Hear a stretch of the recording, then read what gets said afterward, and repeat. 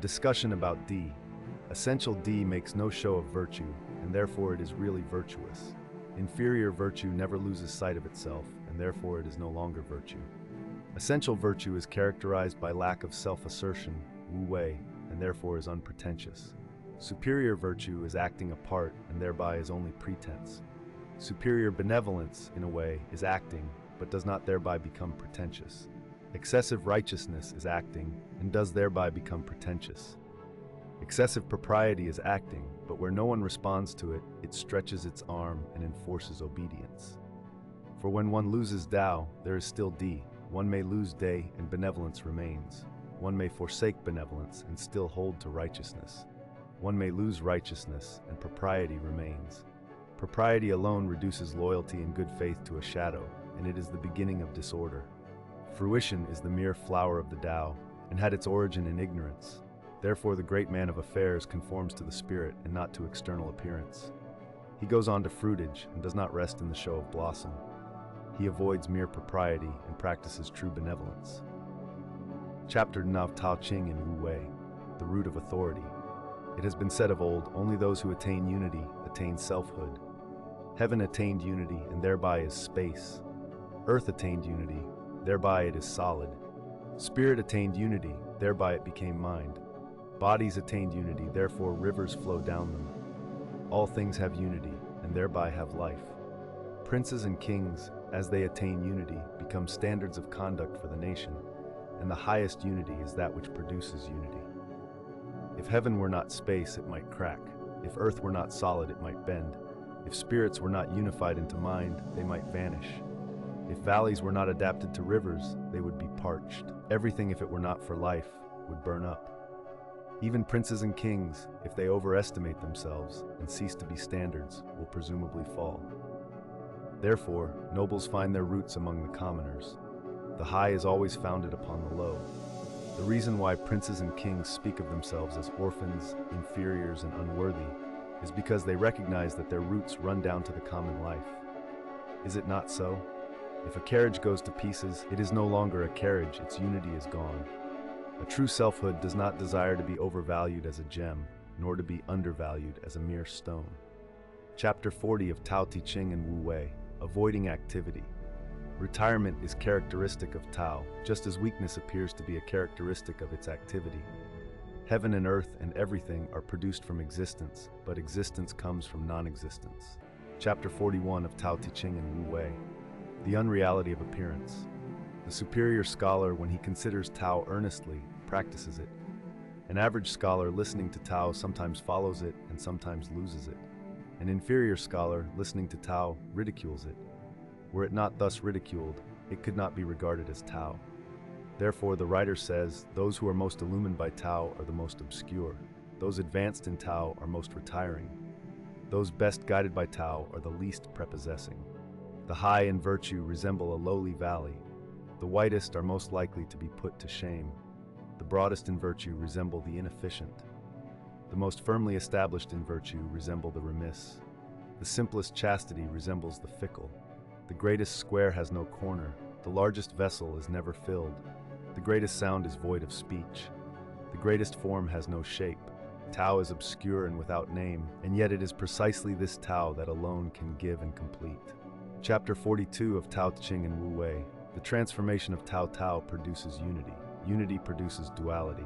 Duality produces trinity. Trinity produces all things. All things bear the negative principle, yin, and embrace the positive principle, yang. All vitality, the third principle, qi, makes them harmonious. Those things which are detested by the common people, namely to be called orphans, inferiors, and unworthies, are the very things kings and lords take for titles. There are some things which it is a gain to lose and a loss to gain. I am teaching the same things which are taught by others, but the strong and aggressive ones do not obtain a natural death. In other words, self-confident teachers do not succeed. I alone expound the basis of the doctrine of the Tao. Chapter 43 of Tao Te Ching and Wu Wei, the function of the universal passion. The most tender things of creation race over the hardest. A non-material existence enters into the most impenetrable. I therefore recognize an advantage in the doctrine of not doing, Wu Wei, and not speaking. but there are few in the world who obtain the advantage of non-assertion, Wu Wei, and silence. Chapter 44 of Tao Te Ching and Wu Wei precepts. Which is nearer, a name or a person? Which is more, personality or treasure? Is it more painful to gain or to suffer loss? Extreme indulgence certainly greatly wastes. Much hoarding certainly invites severe loss. A contented person is not despised. One who knows when to stop is not endangered. He will be able, therefore, to continue. Chapter 45 of Tao Te Ching and Wu Wei, the virtue too of greatness. Extreme perfection seems imperfect, its function is not exhausted. Extreme fullness appears empty, its function is not exercised. Extreme straightness appears crooked, great skill clumsy, great eloquence stammering. Motion conquers cold, quietude conquers heat. Not greatness, but purity and clearness are the world's standard. Chapter 46 of Tao Te Ching and Wu Wei, limitation of desire. When the world yields to Tao, racehorses will be used to haul manure. When the world ignores Tao, war horses are pastured on the public common. There is no sin greater than desire. There is no misfortune greater than discontent. There is no calamity greater than acquisitiveness. Therefore, to know extreme contentment is simply to be content. Chapter 47 of Tao Te Ching and Wu Wei, seeing the distant. Not going out of the door, I have knowledge of the world. Not peeping through the window, I perceive heaven's Tao. The more one wanders to a distance, the less he knows. Therefore, the wise man does not wander about, but he understands. He does not see things, but he defines them. He does not labor, yet he completes. Chapter 48 of Tao Te Ching and Wu Wei, to forget knowledge. He who attends daily to learning increases in learning. He who practices Tao daily diminishes. Again and again he humbles himself. Thus he attains to non-doing. Wu Wei, he practices non-doing, and yet there is nothing left undone. To command the empire, one must not employ craft. If one uses craft, he is not fit to command the empire. Chapter 49 of Tao Te Ching and Wu Wei, the virtue, day, of trust. The wise man has no fixed heart. In the hearts of the people, he finds his own. The good he treats with goodness. The not good he also treats with goodness, for day is goodness.